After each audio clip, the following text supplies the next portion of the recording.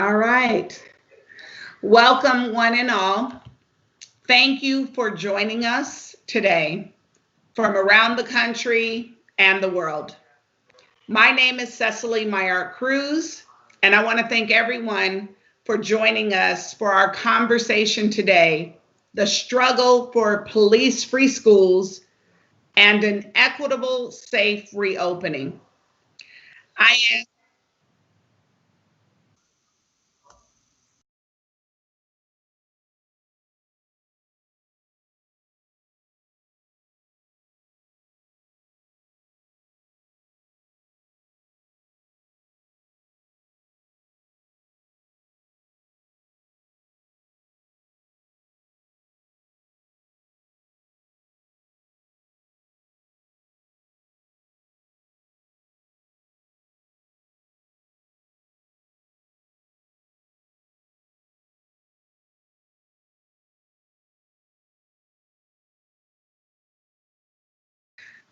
Welcome, one and all. Thank you, everyone, for joining us from around the country and the world.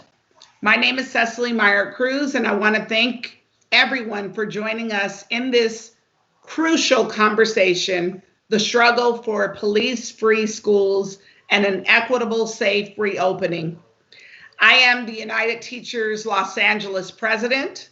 I'm a 26-year educator. My specialty is middle school English. I am born and raised in Los Angeles. I breathe and eat and sleep social justice advocacy for our students, our educators, and our communities.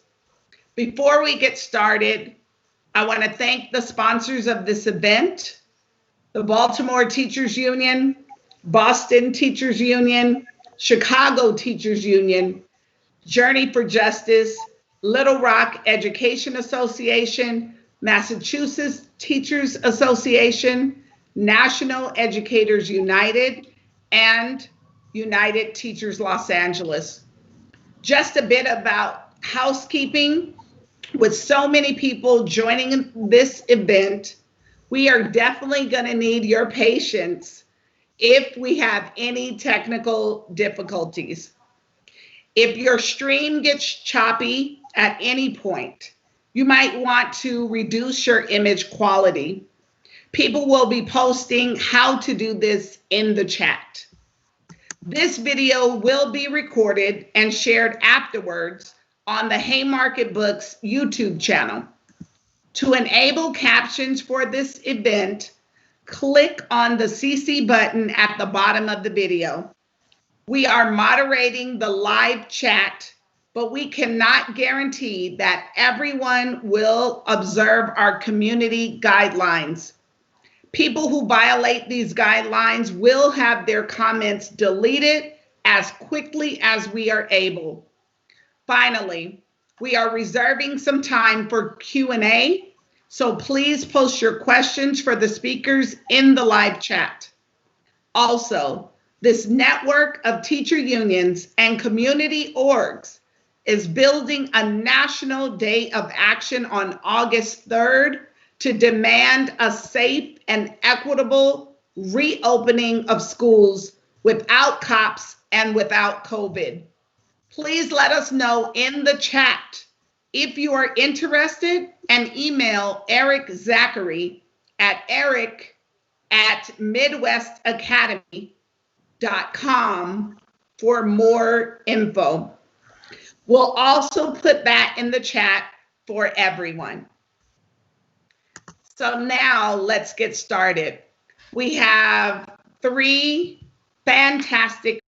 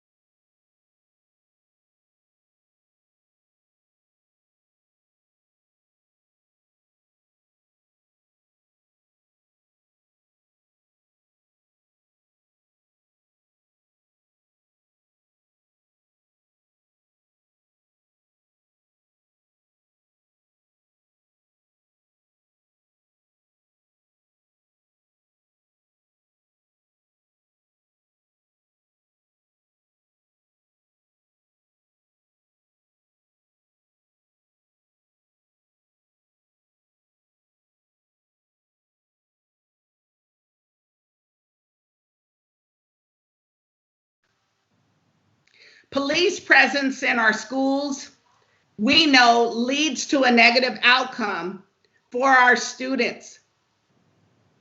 They are arrested, disciplined at higher rates than their peers. The height is criminalization of our youth and leads them directly into the school to prison pipeline. It is upon us as educators to not only break that pipeline, but demolish it. But we also have to dismantle the structural and institutional racism that is so prevalent in our very lives as well as our schools. As educators, it is up to us to dismantle this for our youth.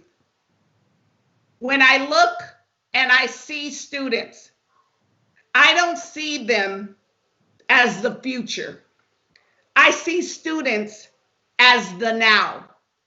And so now is the time for us to raise our voices in unison, not only with students, but in unison with community and with educators and with organizations, that we can stop this. We can put an end to trauma. We can put an end to policing. We can put an end to criminalization.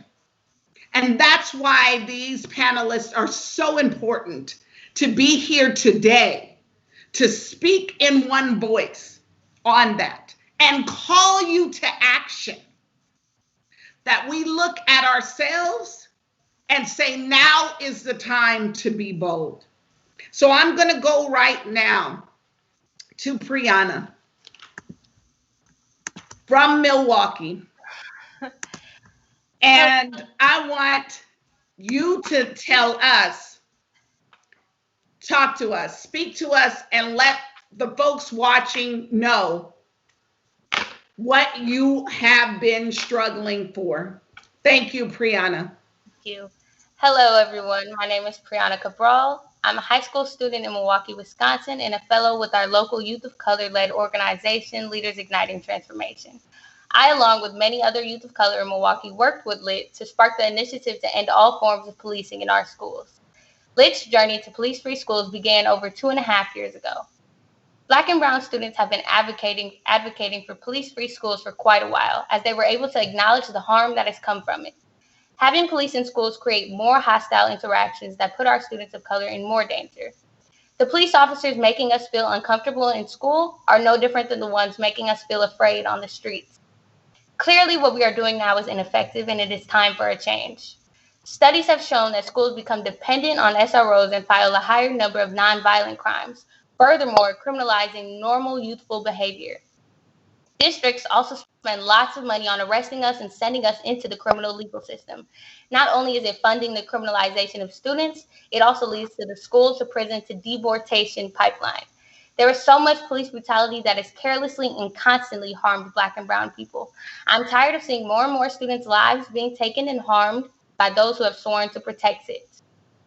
Throughout our fight, we built power with Black and brown young people. Over time, we began to recruit more and more students by implementing chapters in schools while introducing students to pressing issues that impact our everyday lives. At first, it was common for adults to attempt to invalidate our experiences, the experiences of youth of color. However, we never gave up. We continue to consistently show up to school board meetings, host events to uplift youth voices, and be persistent when voicing our demands. Last month, we won a major victory. We won the divestment from all forms of criminalizing equipment in schools, such as metal detectors, facial recognition technology, and the ability to watch over social media accounts of students, along with the termination of all contracts between our school districts and the police department. It is a victory based on the years of organizing by Black and brown young people like myself. Based on our demands, now the district is able to instead invest this money that was first used to go towards harming and policing us, instead into alternative proactive safety measures, such as restorative justice practices, culturally responsive education, and an increased number of licensed professionals in school. This includes nurses, counselors, and others who can serve as support staff, all of which have been proven to be a more effective way that promotes a safer school environment. Although it was the recent national tragedies and uprisings that sparked this discussion nationwide, it is the hard and long-lasting work and determination of students of color that accomplished it. Now we are one step closer to the dismantling of the schools to prison to deportation pipeline and all other systemic inequalities in our education system. School districts are responsible for students 7 hours a day, 5 days a week for 10 months out the year. This is the ideal space to tend to our youth's physical and mental needs. People who choose to remain ignorant towards the harm inflicted upon students of color by policing us and not taking the necessary steps towards change are part of the problem. In the wake of the recent tragedies, it is important now more than ever to be a part of the solution. Thank you. Thank you so much, Priyana. Give it up for our youth, transforming what it looks like to lead in this moment. So now I'm going to go over to Maura Casados Cassidy from Denver, a mom who's in this fight. Go ahead, Maura. Hi, folks. Thank you for having me. I'm so honored to be here. I've been a classroom teacher. This is going into my 9th year, and I'm hoping just to share my perspective as a teacher today as I've engaged in this struggle for justice. And, one of the things that came to mind when I was thinking about this panel today was an insight that I've had come up over and over again, which is as I've engaged in different struggles, whether it's a struggle over financing or budgets, whether it's a struggle to safely return to schools, or whether it's a struggle about getting cops off of our campuses, they are all fundamentally related, right? They're fundamentally related to an ongoing struggle to make public education a right for all. And that means being anti-racist. And that means especially fighting for the rights of working class and particularly students of color. So, I want to speak today to that and through some of my experiences, right? One of the things that's come up over and over again as I've entered into, trying to promote whether it's BLM in the Schools Week or whether it's kind of coming up with these social justice issues that have emerged as a result of the COVID crisis, is that you have to explain over and over and over again.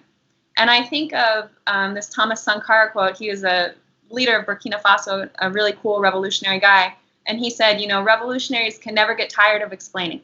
We have to explain things over and over again because once people understand us, they'll come with us. And I'm paraphrasing here. But that's one thing I want to impart today is that part of our role as anti-racist educators, and especially as white educators in this movement, is opening up conversations with our colleagues, with anybody who will listen to us, frankly, about these difficult issues. And that doesn't mean just the issues that are considered part of our purview as classroom teachers, right? It's important for us to talk about moving away from these racist standardized tests. It's important for us to talk about unfair disciplinary practices in school. Those things are real. But we also need to move beyond that and start to talk about some of the structural realities that shape the world that our students live in, right? We need to talk about budgets and laws and housing because a lot of times, and I don't want to sugarcoat it, right? There are educators out there who are straight up racist.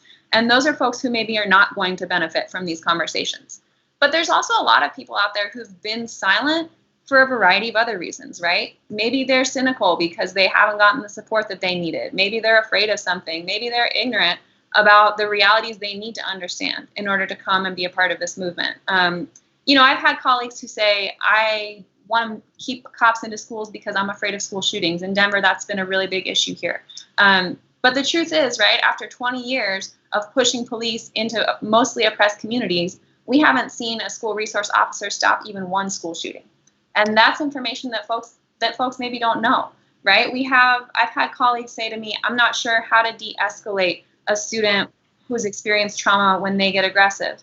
But at the same time, we don't have the mental health staff in our schools to even touch the services that students would actually need to heal from that.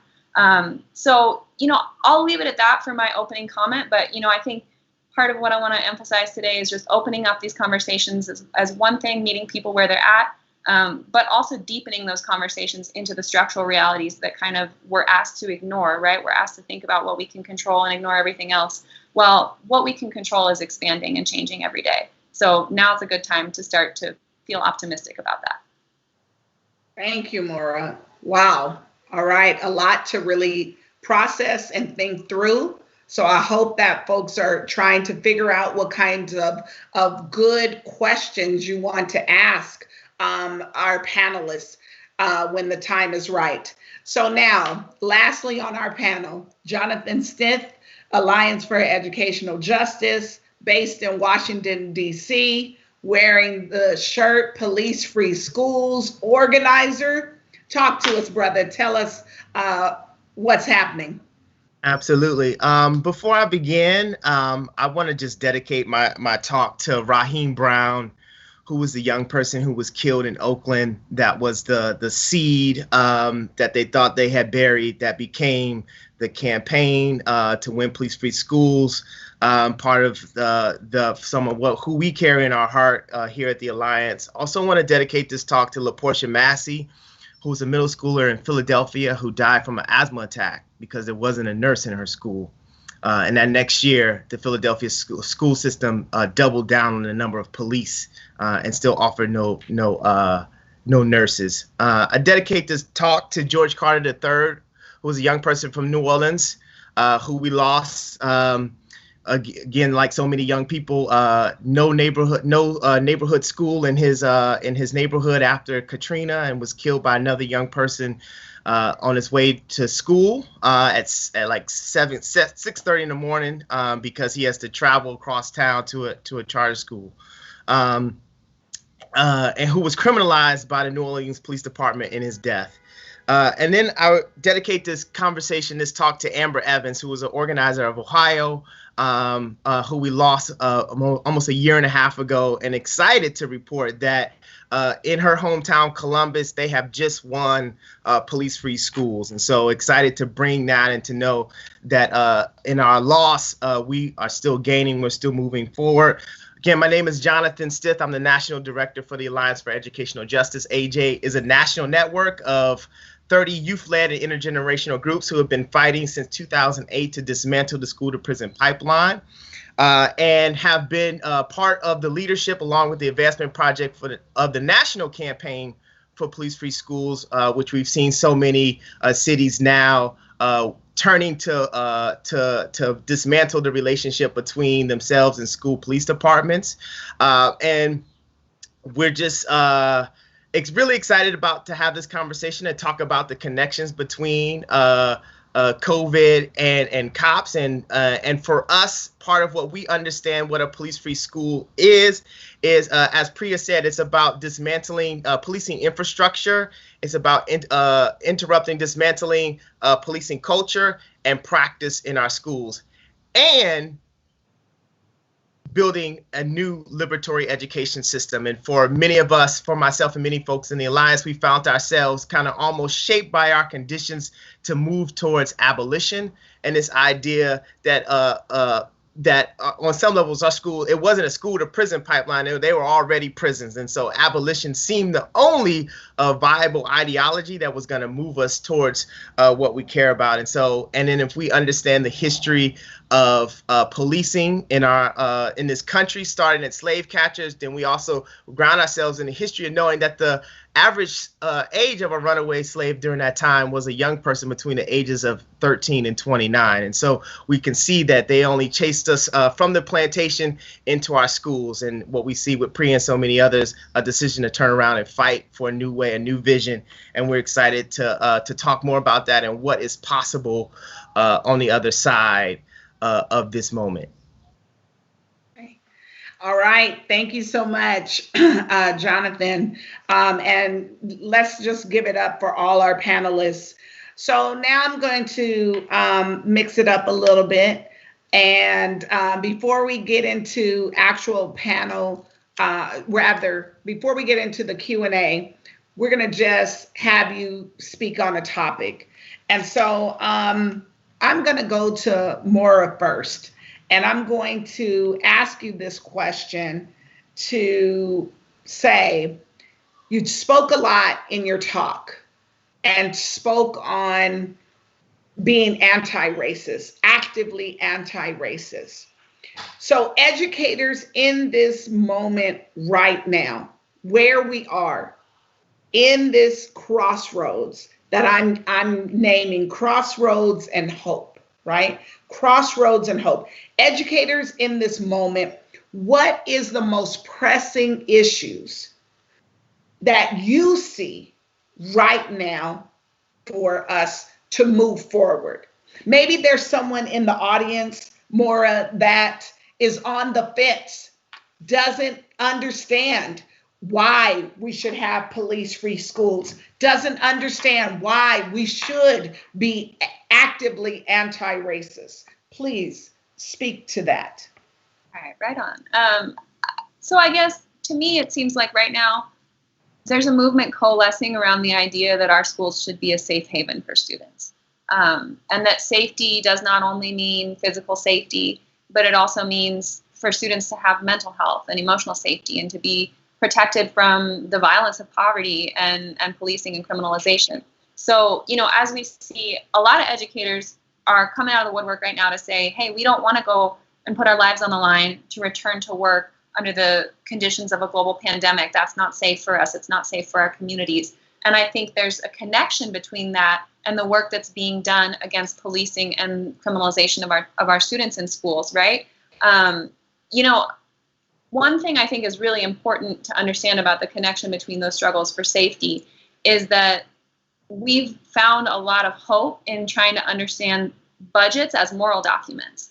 And oftentimes a lot of the struggles that we're engaging in have to do with money, right? Funds are being wasted to militarize our schools and taken out of communities where poverty is being deepened, where police brutality has continued unabated, right? And the prison state has grown. At the same time, right, we became teachers because we know that school is a place where kids should be able to learn and discover themselves in like a nurturing community, right? Not where they're going to be profiled, not where they're going to have their lives on the line because of some virus.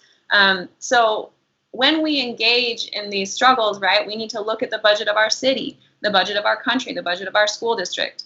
You know, in Denver, more than a third of the city spending goes to cops, but not a penny goes to decreasing class sizes.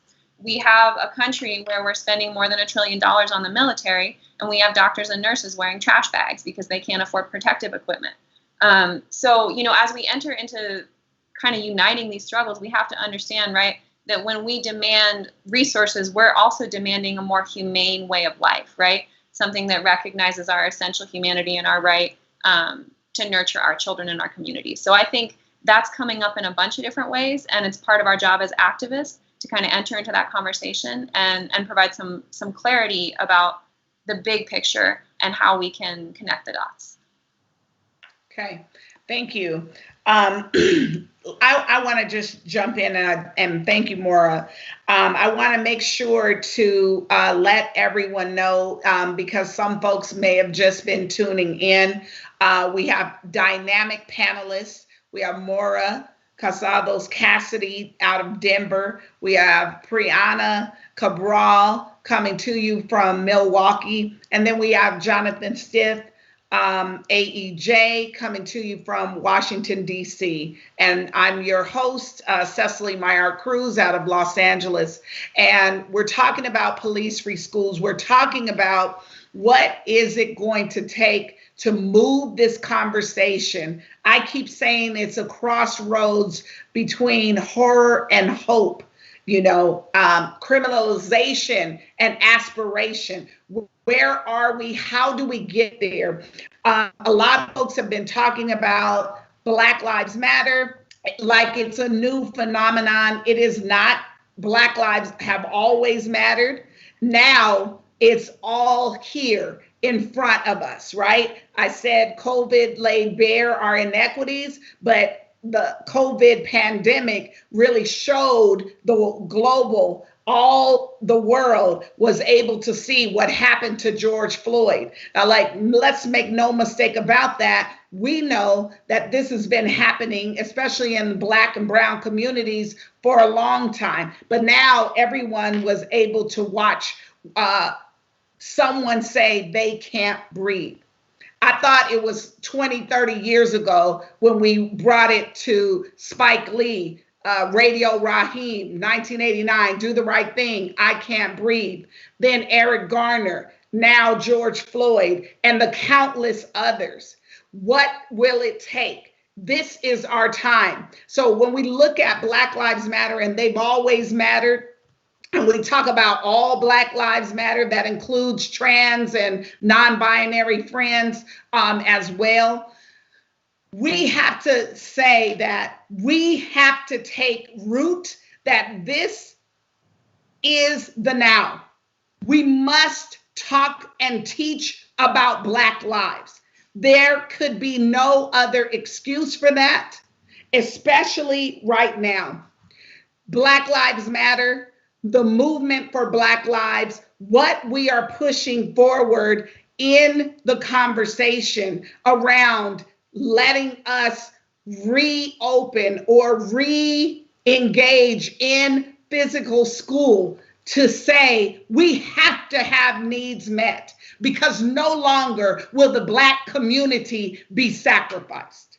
So I just wanted to put that there, and also say that August 3rd is a day of action. It's a day of collectiveness to get in this fight.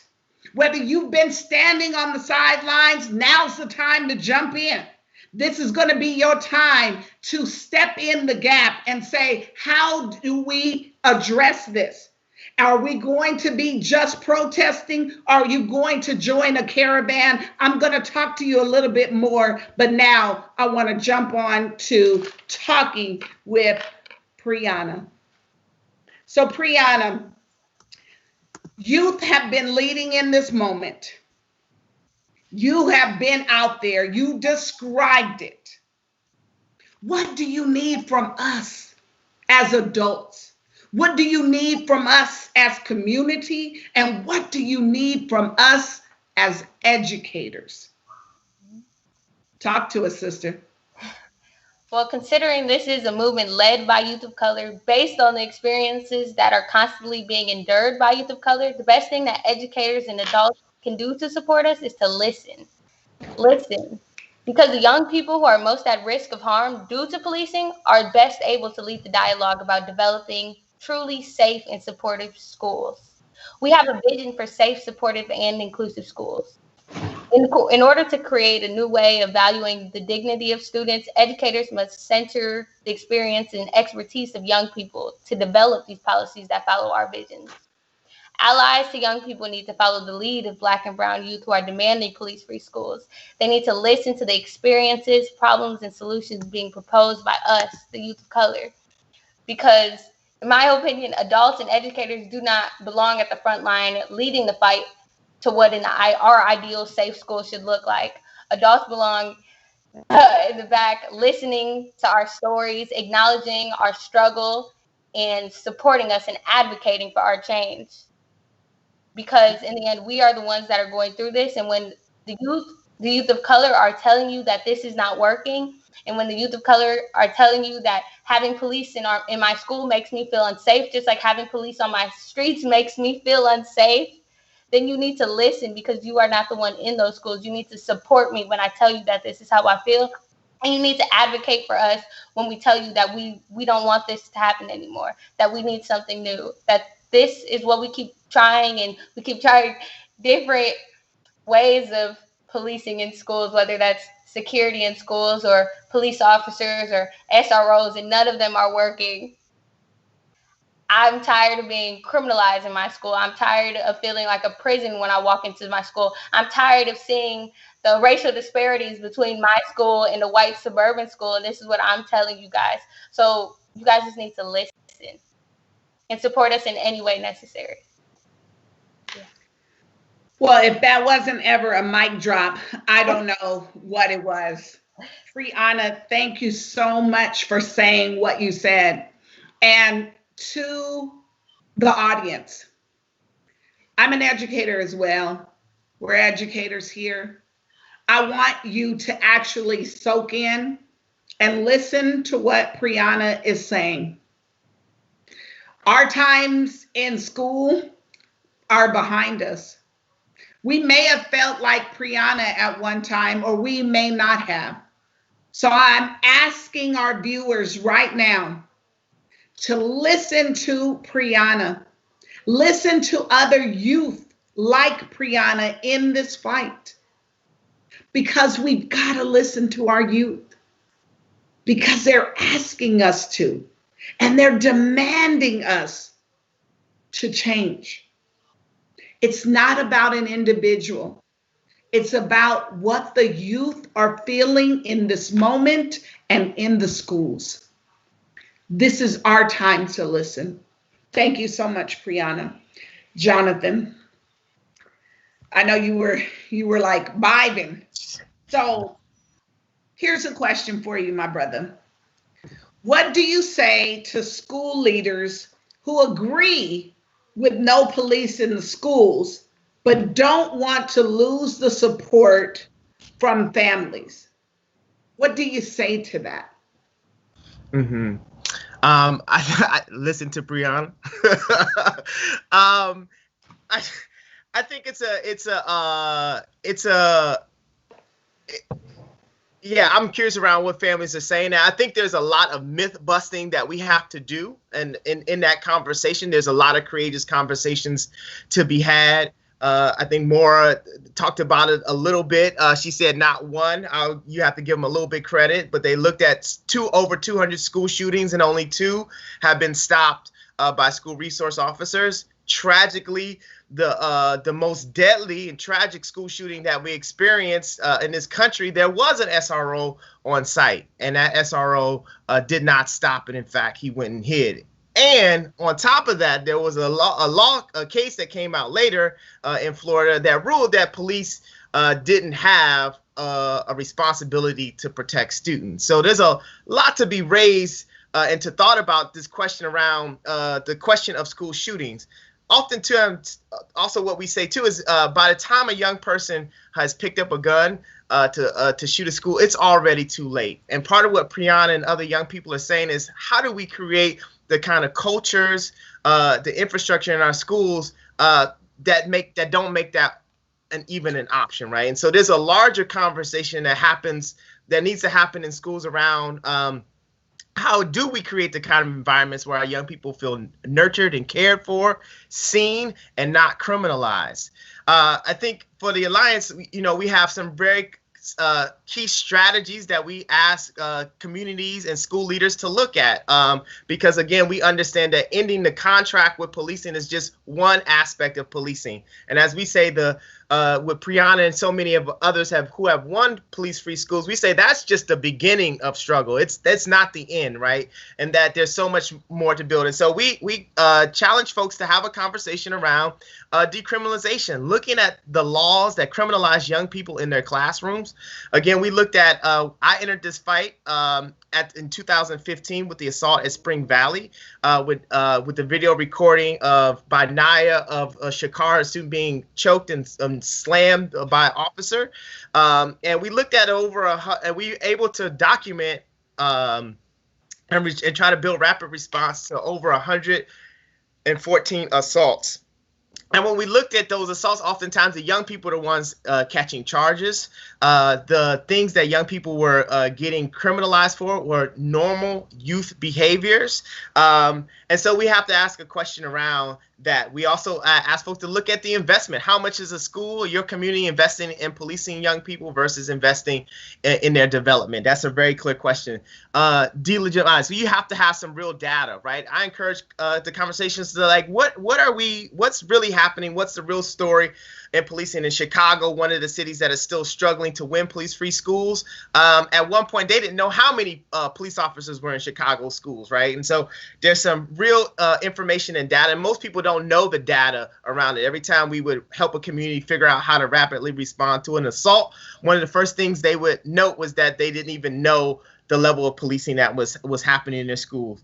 The third one, we have to look at deprioritizing, right? How do schools and communities make police an instrument of last resort? What we saw in Oakland and what they documented was that the teachers were calling the police 6,000 times a year on Black students, right? And we've seen similar numbers in Durham at 4,000, in Birmingham at another. So we got to ask ourselves, why are we calling police in? So even if we remove or end the contract, there's still work to be done to address the culture that makes a teacher want to call the cops on a Black student, knowing that this could be the end of his or her life, right? From what we've seen.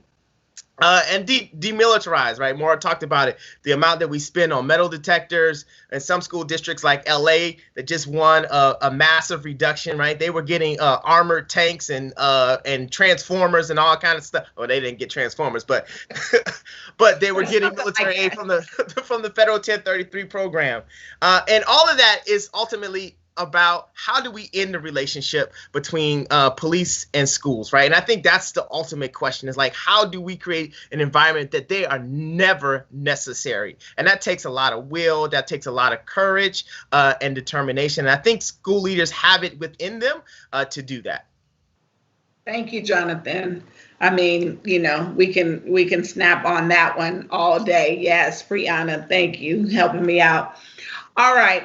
So y'all have, you know, many of y'all are on Twitter. We know that the president, Trump, took to Twitter just the other day. Then he doubled down further, right? Saying that schools need to reopen. So here's a question, and let me see, you know, let me just throw it out there. So Trump is trying to reopen schools with cops, but not additional resources in a global pandemic. What do you think we need to demand and when in this moment? So I'll hit it to you, Maura, first as a unionized teacher. Then I will go to Priyana, same question for talking about the youth. And then I'm going to go to Jonathan to answer that question from the community, right? So I'll say it once more. Trump trying to open schools with cops and no additional resources in a global pandemic. What do we need to demand and when in this moment as teachers, as students, and as community and parents? All right, Maura, give it to us. This is such a hard question. You know, I've been involved in a lot of conversations with teachers all around the country about this one, and I think we have a really difficult job to figure this out, because it's not just the question of safety of teachers in schools, right? It's also a question of children's development, right? Children's safety there, the ability of parents to do what they need to do. So, you know, I want to just offer that caveat. I think the truth is we should not reopen schools if it's not safe to do so. And that probably means remote education. That said, right, there are folks out there who need to have their children in school for childcare reasons. That's why this country needs universal childcare, right? Like, we've done it for our essential workers, for nurses and doctors. We should be thinking hard, instead of just asking teachers to make this sacrifice, to put our lives on the line, to open up this Pandora's box of, you know, the virus in school buildings. We should think about what are the other resources we could provide in our communities that would allow us to be safe right now. I think childcare is a huge one, right? Rent control, or canceling the rent, canceling mortgages is a huge one. So I think teachers need to demand, right, that we can't enter schools if it's not safe. But at the same time, in the same breath, we need to demand that our communities have the resources they need throughout this pandemic so that people are surviving and thriving. Thank you so much, Maura. And let's go to Priyana. Talk to us, Priyana. Hi. Personally, from a youth perspective, I do not feel safe being in a school building at all. The only safe option for me is full remote learning, not 8A B day, not 8-week B week. None of that is safe, because how do you take into consideration hall passing time or lunchtime or anything? Like, how do you social distance kids in a school? How do you do that? And I will never feel safe going back to school, period, with police officers in there. And that is something that I've been extremely vocal about. And that's something that youth of color have consistently been vocal about. This is something that they do not feel safe, period. They feel threatened, and it is just a hostile environment. Sorry about that. That's okay. What we need is not to be back in school. What we need is not police officer. What we need is housing. What we need is food. What we need is support for families. What we need is childcare support. In Europe, they supported all of their community. And that's how they were able to fight through this. And that's how their numbers have decreased. And they have actually followed, they've been strict on the lockdown and on the quarantine, which we have not done here, but that is a choice. And we have chosen to reopen things, not because of it, not because it is safe, but because, sorry about that. That's okay. That's okay. Listen, this people out in the audience have to understand we're living our lives in a global pandemic, and just about anything can occur. My son could be bounding in any moment, and that is okay. And our audience, I am sure, understands that. Go ahead, darling.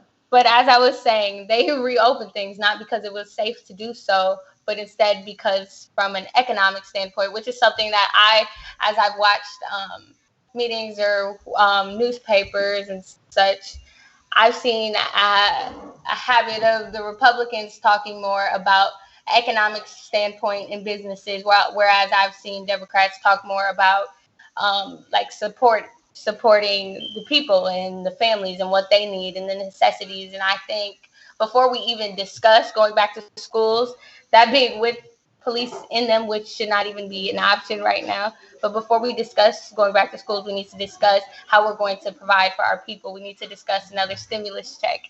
We need to discuss child care programs. But yeah. Thank you so much, Priyana.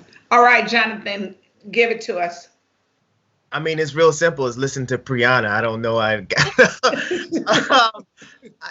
Absolutely. I think one of the first things we have to be around is that we don't want to go back to schools that have police in them, right? Kind of given what we've seen in the world, I don't know how any youth of color feels supported and welcome being received by a school resource officer.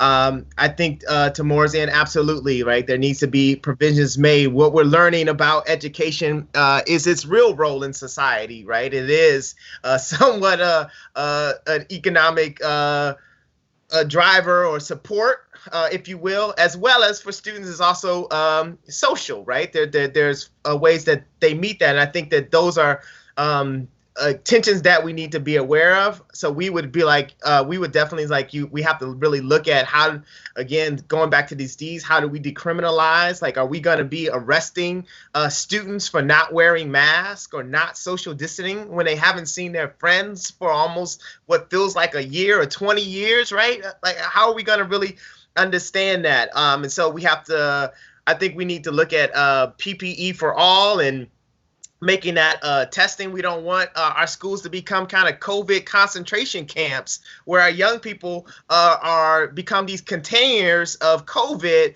that then bringing back to a community that is suffering under COVID conditions, right? And we gotta have to understand kind of at currently, right, the majority of students in American public schools are Black and brown students, right? And so they will be returning home to communities that are languishing and suffering under COVID, and there is no health infrastructure in place to help those families and those communities heal. And then I think there's just a whole thing around how we schools have to be prepared. A lot of the schools that the young people in the Alliance go to, they already didn't have running water. They didn't have soap in the schools, right? So where were they going to wash their hands, right? And so I think there's some things around basic infrastructure, the access to basic human rights. People don't even realize how much of prisons our schools actually have become for Black and brown youth in this country. We want access to mental health counselors. I know young people are tired of their parents right now. They need somebody to talk to. We need social workers, and all those things can begin to be paid for by a divestment in policing and an investment, but there needs to be more, right? We need to really look at class sizes, a lot of the things that a lot of communities have been organizing and fighting for. Now, as we've seen in other, these were kind of the ideas that were laying around, now need to be the ideas that we pick up and build for struggle, right? And so we really need to look at those kind of infrastructures and really how do we build a robust system or place to be able to do that if we are to reopen. And I think those are questions. And ultimately, it feels like communities really have to figure out how to make that choice together. And again, oftentimes what we see in so many of our communities is that those communities have been stripped of their right to decide. They don't have elected school boards. They don't have real processes to do that. So I do think there's a way that we need to come together, have kind of school assemblies, people's assemblies, to really talk about what it means to go back. What are the set of conditions? What's going to generate real safety for our communities, and actually use this as a moment to build health in our schools, starting in our schools, and then being able to emanate, right? It'd be beautiful to see schools as these healing centers that are allowing this safety and learning to happen, that then can be a spread of healing that comes from schools. Wow, thank you for that. I want to remind our audience, if you're just joining us, you tapped into some fantastic panelists that are talking about police-free schools and COVID, what it looks like, what it needs to look like to reopen or restart or refashion ourselves, right? Because what was happening before wasn't working. So if it wasn't working then, how in the world are we going to restart or reopen or refashion right now? Where you have the president of the United States saying reopen or else, no federal dollars, in a global pandemic, where we know that communities of color have suffered years, decades of disinvestment. How do we go back to what was not working before? And how do we reimagine, re-envision a new day, not only for our students, but for our educators, for our parents, and for the communities? Jonathan just said, where are the healing spaces, and what can that truly look like? I also want to remind you all, this is a great time for you to start writing out your questions in the Q&A box so that we can ask our panelists, our esteemed panelists, to give us some knowledge with your Q&A. I also want to remind you, August 3rd, and you're probably saying, well, what is that? So let me tell you that there are a network of not only teachers, national teachers unions, locals, and community orgs that are building a national day of action on August 3rd. It's to demand a safe and equitable reopening of schools, specifically without cops, without COVID. We are saying, let us know in the chat if you're interested. Email Eric Zachary at eric@midwestacademy.com for more information. We want that. We want you to say, you know what? It is time for action. It is time to break down all of these inequities. We are going to need everybody in this fight. This is not a single person, a single individual, a single group. This is all of us in one voice, showing collective action to move to hope. Move to hope from horror. Let's move to hope. August 3rd, we'll come back and talk about those things. Let me just say, in UTLA, Jonathan brought up the 1033 program. And let me talk about that, because I love to talk about the youth, especially the youth in Los Angeles. Community org called Students Deserve, giving them a huge shout out. Working in tandem with Black Lives Matter LA, really putting in the work. The students have been laboring for so long to end random searches.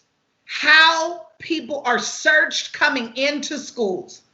And they went to the school board. They went to the malls when we could and started having these conversations, being all over the internet, and Instagram and TikTok. They were everywhere. And guess what?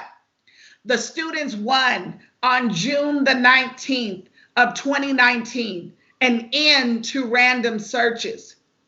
Now we're going to have to make sure in this time of COVID that exigent circumstances don't impede that, right? As Jonathan and Priyana spoke about, Maura spoke about, what does it look like for that Black male student going to maybe a Dorsey High School or a predominantly Black and brown school in the inner city? What does it look like wearing a mask, a do-rag, a hoodie, and being stopped by police on the way to school, and then getting into the school and then becoming criminalized? We cannot allow exigent circumstances to take hold. We have to say no, and we have to end that criminalization. So I am saying I'm just so proud of the youth to do that. They also wanted to end pepper spray. Can you imagine? Pepper spray is not even used in youth detention centers, but it was being used in our schools in Los Angeles. The youth brought that up, and folks denied it was happening until now, when the students were saying, we demand to eliminate the school police. Then all of a sudden, folks said, okay, yeah, you're right. Let's get rid of pepper spray. So these things that the students have been fighting for all along, we know that this was just a ploy. But what I love about the students and what Priyana is showing us here is absolute brilliance and resilience. And I'm going to say we have to listen. Jonathan has said it over and over. We have to listen to students like Priyana and all of our other youth, especially our Black youth that are leading this fight in this moment. They want us to listen, and it is our job to do so. So I want to pose this question to Maura. Want to ask you this question to talk about what are some of the victories that you have seen happen in Denver?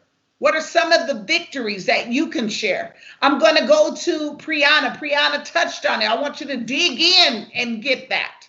And then, Jonathan, I'm going to end with you. And I know you'll start with what Priyana said, but I want you to talk about some of the victories that AEJ has been involved in. Maura. All right, this is a good one. I think one huge one in Denver that's happened last month was that our school board, after more than a decade of struggle, groups like Padres y Jóvenes Unidos had worked for a long time. After many, many years of struggle, we had, two or so weeks of protests that popped off, a mass movement in our city, in response to the death of George Floyd and others. And we saw a unanimous vote of our school board to end the contract with school resource officers and get police out of Denver public schools.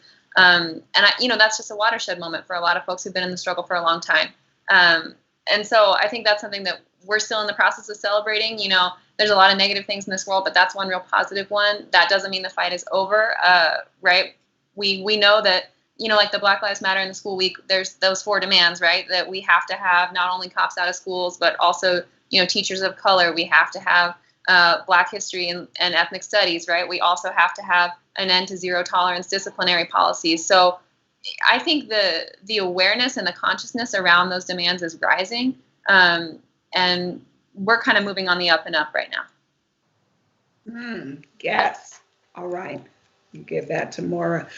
Priyana, talk to me. Talk to me. Talk to me about some of the victories happening that you've been a part of and leading. So I personally, myself, with Leaders Igniting Transformation, the Youth of Color-led organization, I have been a part of the fight of a divestment of $217,000 from a contract that was going to have airport-style X-ray metal detectors put in all of our inner city schools. So we cut that out. Also, our school district wanted to have police officers at our freshman bridge, which is our freshman orientation. We cut that out. And then most of all, we got the termination of all contracts between MPS, Milwaukee Public School District, and the MPD, the Milwaukee Police Department.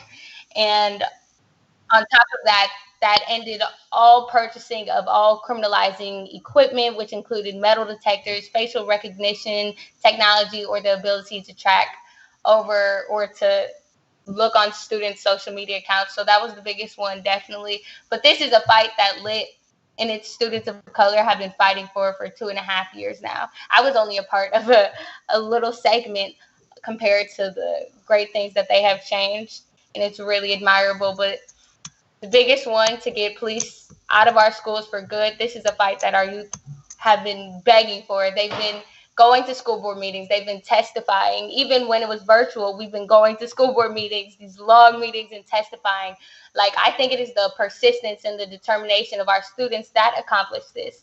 So that's what I hope that all school districts around the world follow our lead in this. And we personally, I believe before we did it, there were 3 other school districts that did it. I think Denver was one of them that cut ties with the police department. Am I correct?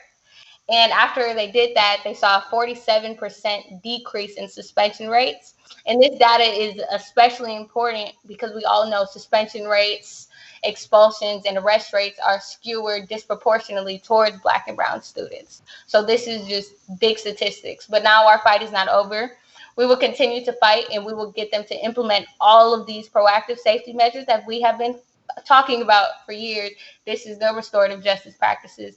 This is the culturally responsive teaching, the implicit bias trainings, the more support staff in schools. Because when you implement these proactive safety measures, the notion that we even need police officers in schools will decrease greatly.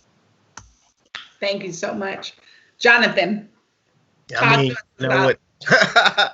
Absolutely. I mean, since the Minneapolis school board vote, it has led to a watershed of victories for folks who've been organizing, like we said earlier, for decades leading up to this. And for us in the campaign, we were clear what we thought about, what we theorized was that if we could win it in one place, we could win it in all places. And so Minneapolis opened a portal, and our groups were organized and in rhythm and ready to step through that portal into a new world. And so we've seen victories in Seattle, in Portland, in Oakland, of course, San Francisco, LA, Denver, as I always already mentioned. This week, Phoenix has joined us, Columbus this week as well, Milwaukee, in Rochester, Madison, Wisconsin. And for some of us, we're excited because this is even beyond the United States. So we have folks fighting for police-free schools in Canada who have won it in Toronto, who was one of the first cities that did it, that we studied. And now they are building their own national campaign for police-free schools in Canada. We've reached out. We've heard from and been connecting with folks in London who have been like, we need to get police out of schools in London. We've even heard from folks as far as India who have been also interested in figuring out how to get police out of their schools. And so we feel really excited about the victories. Again, we say that this is the beginning of struggle, not its end. There's so much more to be won, so much more to be built towards a liberatory education. But what I'm most excited about is actually Priyana, because when we started this work in 2015, it was me and 5 kids on a stage in Durham, North Carolina at a youth organizing conference, pledging to protect Naya Kinney and Shakara, to get those charges dropped and to build a national campaign for police-free schools. And we have done that. These young people have created a movement. And so when we understand Black Lives Matter, police-free schools is their Black Lives Matter. And they have shown us the way and a path to victory, and we just have to follow them. We just have to follow them. And that is what's most exciting about this moment. And those are some of the real victories, to see the thousands of people out in the street in Oakland fighting for police-free schools. Beautiful, beautiful, beautiful. To see all the pictures from LA. Beautiful, beautiful. So for us and for me as an organizer, to see the people organizing, fighting, and winning what they care about, what they dream about, is most exciting, and one of the things that I treasure, and I think that we can again use to for us to bring into this moment, as you say, as we're at this crossroad of horror and hope. Young people are pointing us towards the direction of hope, and we only have to follow them. Thank you, Jonathan. I want to go hit it over to Maura, and I want to ask you this question. We may have some audience members, and they're going back to, virtual school site meetings, right? And how do we deal with the teacher fears, the educator fears that there could be a school shooting? And I love the school police, and I have to have the school police. How do we reconcile those fears, those very real fears that folks are feeling around school police, how it links to safety, and as an educator, and you said as a white educator, how do we speak to folks to get them to listen to Priyana and the Priyanas in their schools? Yeah, I mean, I think it's got to start with honesty, right? Like, we live in a nation that is oppressive, right? We have cities that are segregated. And frankly, like a lot of the schools in urban districts, we have a majority of Black and brown students who are working class people, and we have a majority of teachers who are white middle class people. And that creates a disconnect because a lot of these teachers, myself included, didn't have the experience of walking the streets and being afraid of a cop, right? And that's not possible for me to walk in somebody else's shoes, but I can understand that I didn't have that experience. And I think when I push on my colleagues to say, oh, you think you're afraid of school shootings? Think police kill 3 times more people than have been killed in school shootings. And that's just facts, right? Like, we have these fears that are real. And it's not to say that, to get down on anybody for being afraid of, thinking about that kind of eventuality in your classroom and the effect it might have on your students. But the truth is we need to think harder about the experiences our kids are having and act like we have a little bit of empathy. And, frankly, I've encountered police in my building, and, I think this one anecdote where we had the police in Denver spent something like $50,000 on doing a live shooter simulation with paintball guns, where they made this incredible, complicated thing, shot people up with paintball guns, and then they went around to every single school in the district and made teachers watch it for some reason. And it's like, that doesn't make me safer. I thought it was scary. It didn't teach me how to respond to any situation. And it was just you all playing cops and robbers with your vests on, right? Wasting a bunch of money. When what we actually need to do is deal with the mental health issues that our kids have, right? So I would say to folks who are afraid of school shootings to think back to the root issues, right? Where are our young people going so wrong that they want to put a gun in their backpack when they come to school? And what can we do before it ever gets to that point? What resources do we need to move to that point? And how can we empathize with the young people who are surrounding us every day in order to actually address the problems that are the most pressing? Thank you, Maura, for that. I want to hit this over to Jonathan. How do we bring more Black parents into the work of educator unions?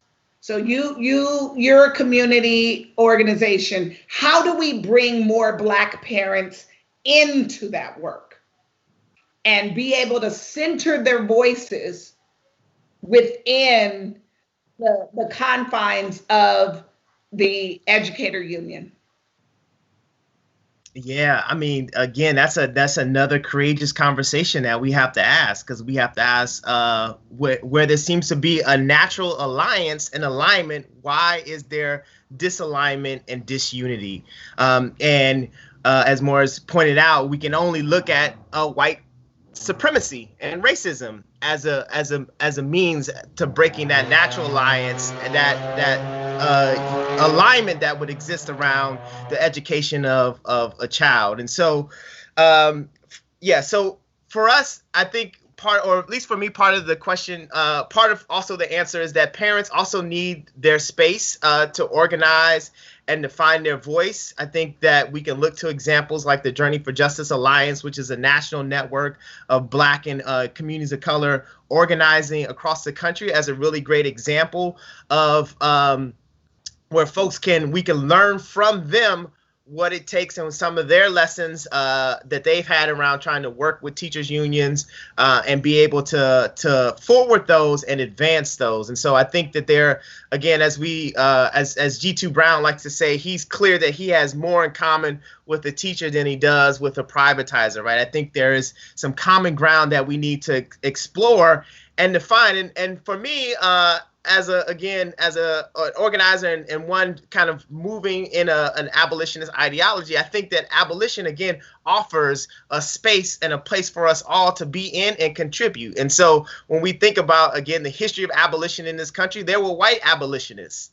There were Black abolitionists. There were brown abolitionists. There were men abolitionists, women abolitionists. All abolitions come in all different types of colors, creeds, shapes, orientations, right? And that we're bounded by this ideology of trying to end exploitation.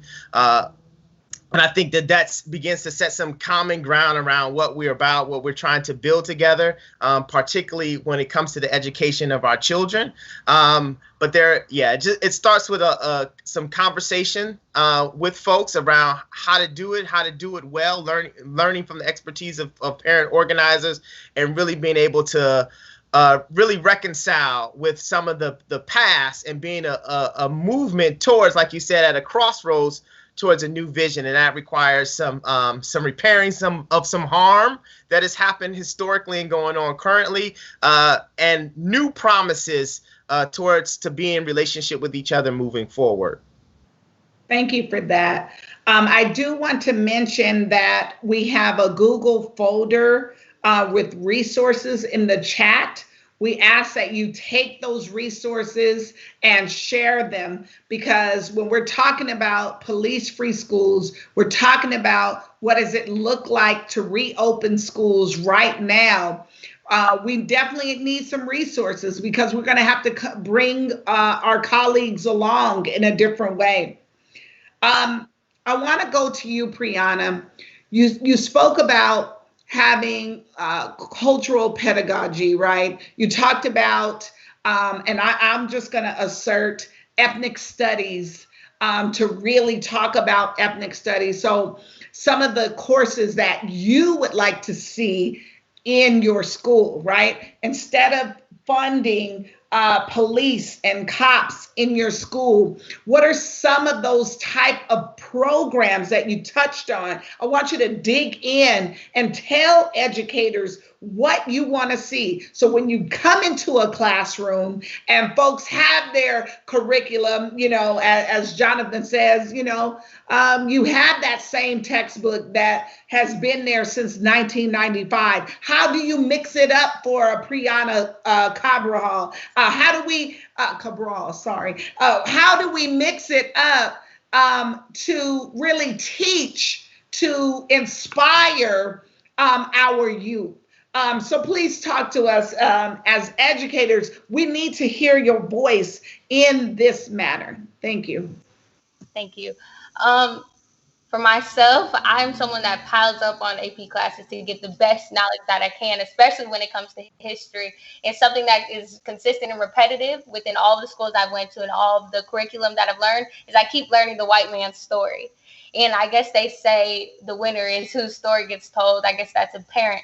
But I find it weird how we're taught to glorify killers such as Christopher Columbus and Alexander the Great. They're glorified. And then in the same way that we're taught to hate our own people for crime. But I'm so tired of learning the white man's story and the white man's history. And I'm tired of glorifying these people that were criminals, real criminals. But since they're white, their superior, and that's who we are taught to learn about from the day that we're young. When I was in 6th grade, I wrote a paper on why Christopher Columbus was great, because I was in Mequon, and that's a suburban school district in Wisconsin, and that's what I was taught. And this money, it needs to go towards resources. It needs to go to new curriculum, because we have old textbooks in our school, and I can see that in suburban schools, they have new technology. They have computers available for everybody. We have our only extracurriculum sort of class that we offer is psychology, whereas when I went to these suburban schools, they had home ec. When I was in 6th grade, I took a class in a suburban school district about financial literacy. Our kids deserve to learn the same stuff too. It is just as valuable in their life as it is in theirs. I want to see us go on more field trips. We don't get field trips. That money's not funded.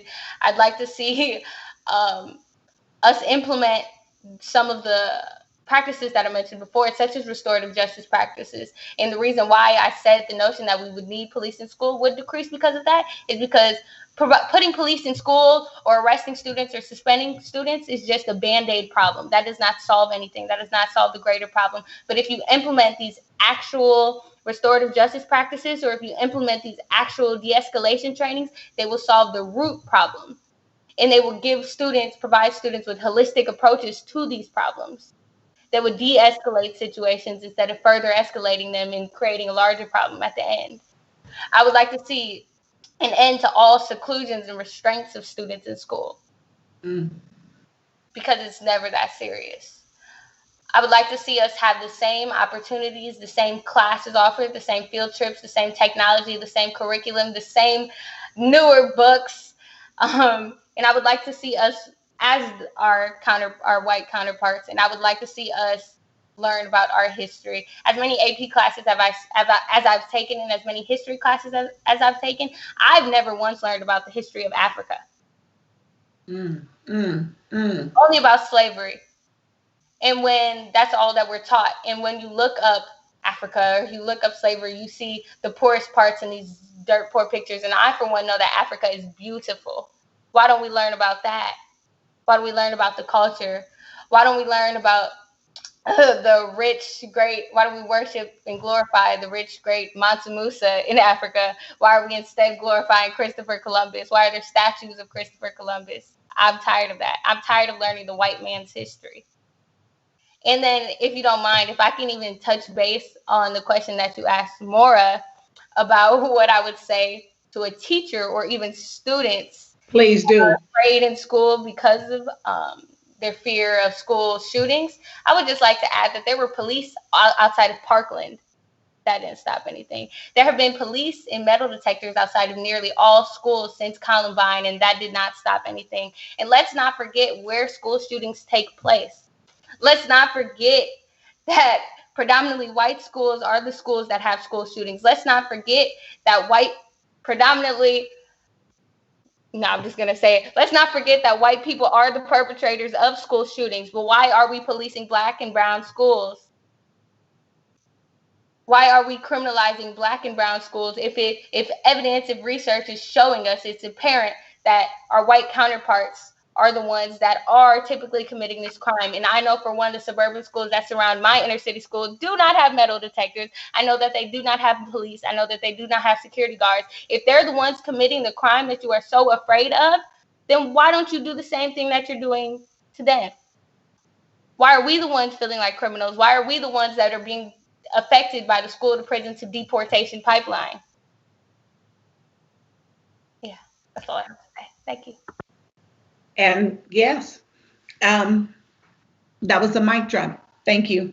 And it's always, to me, I always love hearing from the youth. It's no disrespect to community orgs or my fellow educators, but I do love hearing from the youth, because the youth are going to tell it like it is, and the way that we need to hear it. But it also takes us listening, dropping that effective filter, dropping the defensiveness, and hearing truth.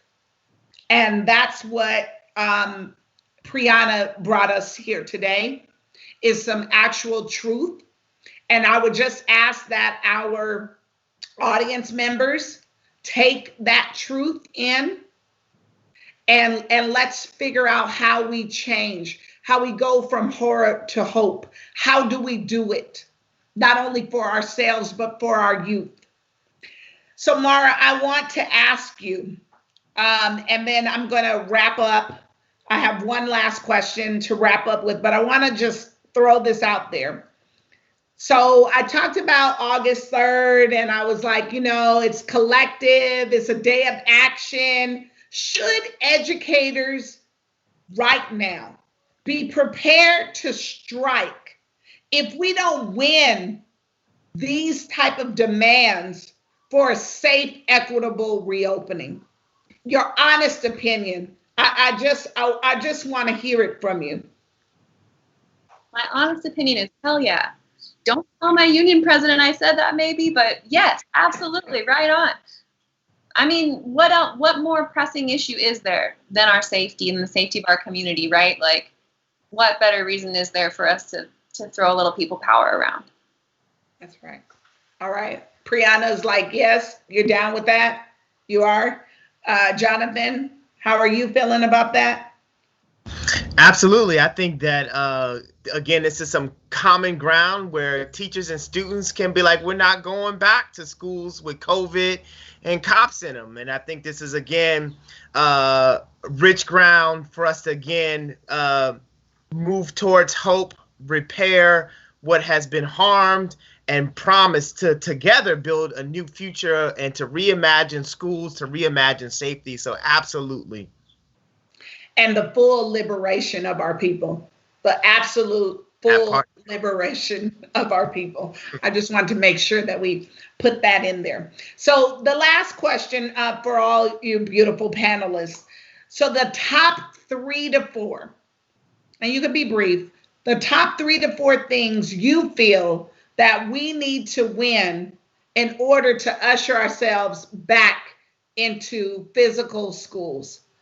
3 to 4 things we need to win to usher ourselves back into schools. Remember, I said in the beginning, we were talking about the crossroads of horror and hope. So how do we get that hope? How do we get that aspiration? How do we lead in this moment? So I'm going to go with Jonathan first.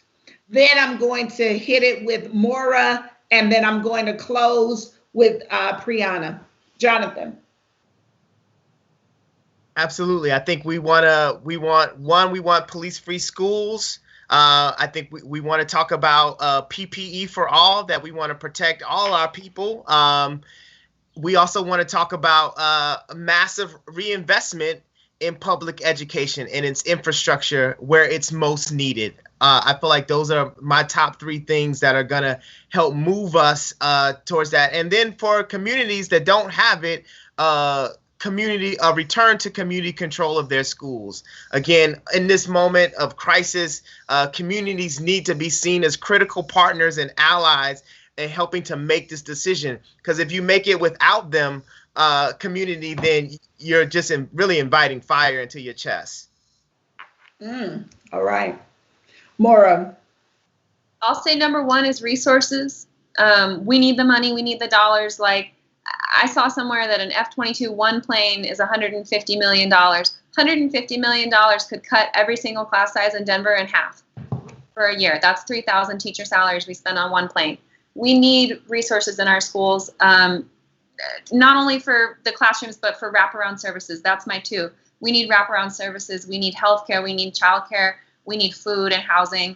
And then number 3, I guess, I want to echo what Jonathan said. We need community power and solidarity. I know that's not a thing exactly, but it's a movement, right? We need to have our students and our teachers, our families, everybody working together to put that power behind our demands. Thank you. Priyana. Okay. First thing is definitely police-free schools. And with police-free schools, the money that would be invested into police-free schools, we need to make sure it goes towards these proactive safety measurements that I listed before. I don't think I need to say them again, but in case, restorative justice practices, implicit bias trainings, culturally responsive education, de-escalation trainings, all of those. We need those to be invested into that. We need more resources. We need more equality within our education system, despite the color of your skin or the color of the skin that predominantly attends these schools, or despite the neighborhood in which the school is in. We need support for family, students, and community, whether this is housing, whether this is childcare, or whether this is another stimulus check, or whether this is technology to support students while they are doing remote learning at home. And then most of all, we need youth leadership in the conversation. If we're going to, because of the recent events, this has been brought up again, and clearly the officer that killed Breonna Taylor, the officer that killed George Floyd, they were what we envisioned as safety in the United States. So clearly we need to reinvent what safety means to us and what safety means to our Black and brown students. And with that, we need students and youth in this conversation, because this is something that affects them. This is their stories. And then most of all, I just need you all to listen. And I think you did a very good job today. I seen the hashtag listen to Priyana. Because when I'm speaking, I'm not speaking for myself. I'm speaking for my friends. I'm speaking for youth of color. I'm speaking for inner city school districts. I'm speaking for the racial and economic disparities in our education system. I'm speaking for the systematic racism in our education system, the systematic racism in our healthcare system. And I personally, myself, I'm a 4.3 student who piles up on AP classes, and I value my education like nothing else. But if there is not a safe and equitable reopening in schools, if we do not have staff to support both our physical and mental health, that's nurses and counselors, if we do not have these practices in place, I will not go back to school. Okay. Thank you so much. So what I'm hearing from the panel is that we have to lead with love. We have to definitely see the humanity, not only in our communities, but our youth. And that this is that moment that's calling us to come out of the bowels of horror into hope.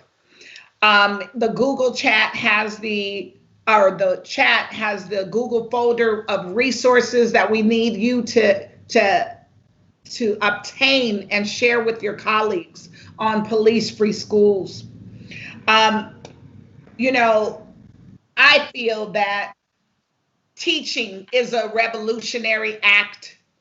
How I go into my classroom is absolutely looking at the humanity of every single student that I come in contact with. And we're asking you to do the same. We're asking you to not only see that humanity, but let's start breaking down and dismantling the very foundations of racist ideologies, white supremacy culture, and become an anti-racist educator. An anti-racist educator that breaks down all policies and programs that lead to the school to prison pipeline, that we should have ethnic studies as a right and not a privilege for every youth in our schools. It's time to reimagine what it looks like, because what it was before wasn't good enough. It's never been good enough. And this is the time in COVID that we can change something dramatically.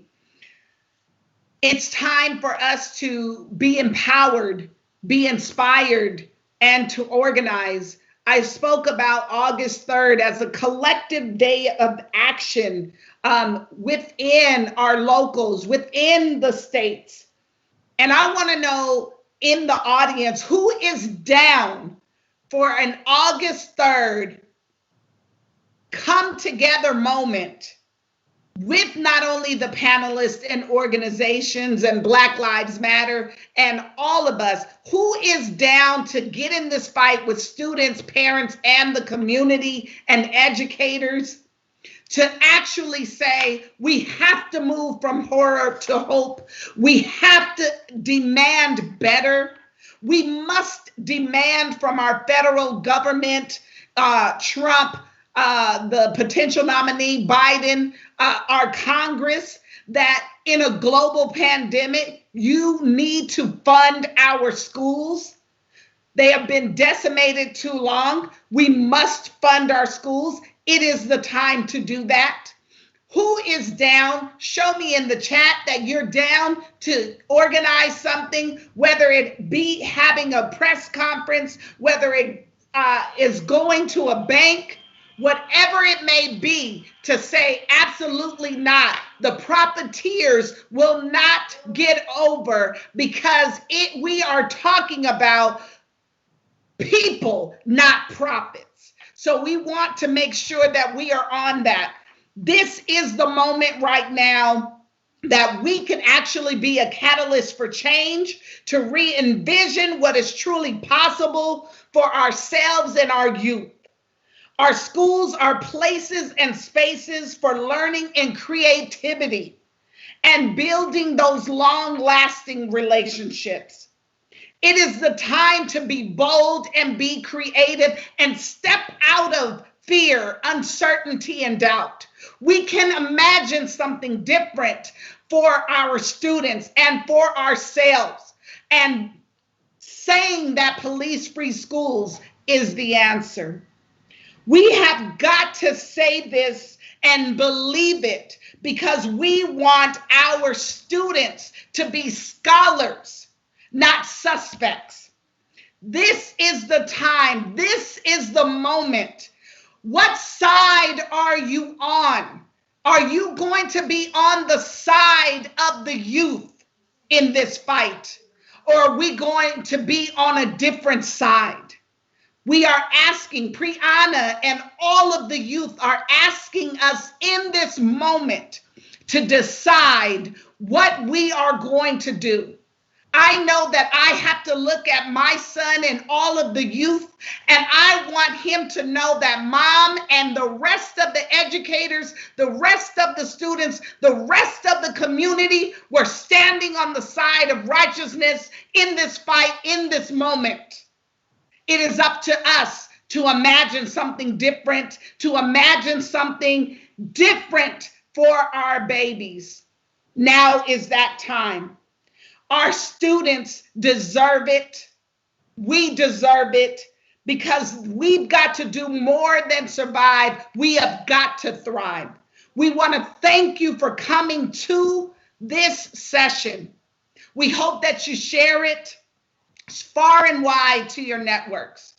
We want to make sure that you are opening up streams of dialogue, whether it be on social media platforms or in chat rooms or with your colleagues. Use this virtual time to have some Zoom conversations so that we can start to imagine a radically different idea for our youth. We thank you. Much respect. Let's get this. Let's win. Thank you.